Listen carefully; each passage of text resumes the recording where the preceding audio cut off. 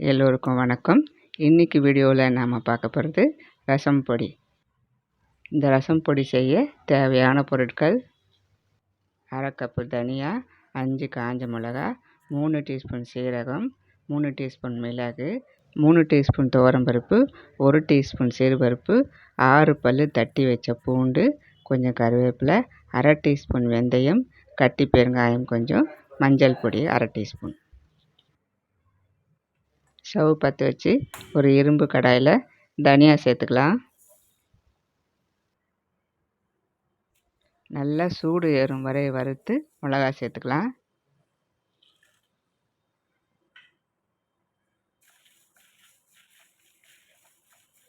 மிளகா தனியா வறுப்பட்டதும் கருவேப்பிலை சேர்த்துக்கலாம்.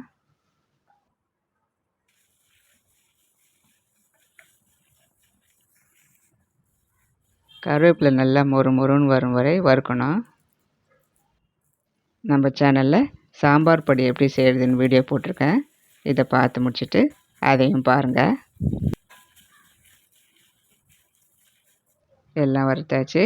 இதை தனியாக ஒரு பிளேட்டில் கொட்டிக்கலாம். மிளகாய் தனியாக நல்லா ஆறட்டும். இப்போது கட்டி பெருங்காயம் போட்டு வறுத்துக்கலாம்.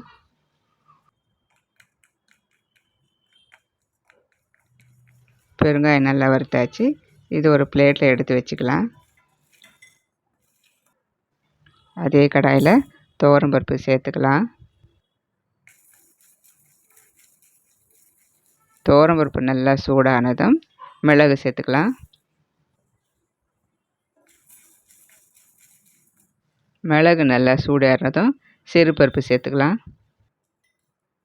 இது கூடவே வெந்தயம் சேர்த்துக்கலாம். சிறுபருப்பு வாசனைக்காக சேர்க்குறோம். எல்லாம் நல்லா வறுத்தாச்சு. சீரகம் சேர்த்துக்கலாம். மிதமான சூட்டில் எல்லாத்தையும் நல்லா வறுத்துக்கலாம். எல்லாம் வறுத்தாச்சு. ஸ்டவ் ஆஃப் பண்ணிவிட்டு மஞ்சள் பொடி சேர்த்துக்கலாம். இந்த சூட்டோடு வறுபட்டுடும்.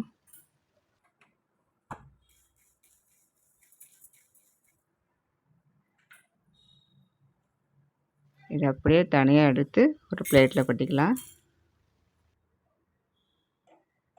கடைசியாக தட்டி வச்ச பூண்டு சேர்த்து பொன்னிறமாக வறுத்துக்கலாம்.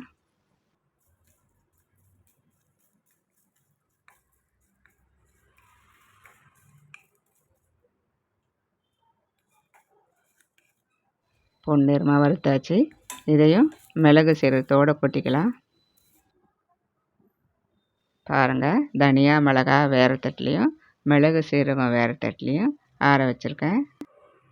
ஒரு மிக்ஸி ஜாரில் மிளகாய் தனியா சேர்த்துக்குவோம்.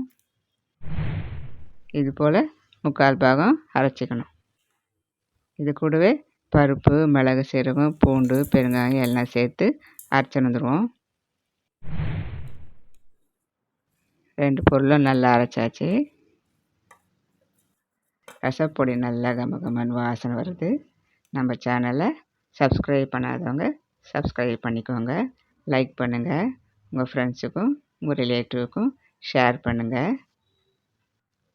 அவ்வளோதாங்க, ரசப்பொடி ரெடி ஆகிடுச்சு. நன்றி.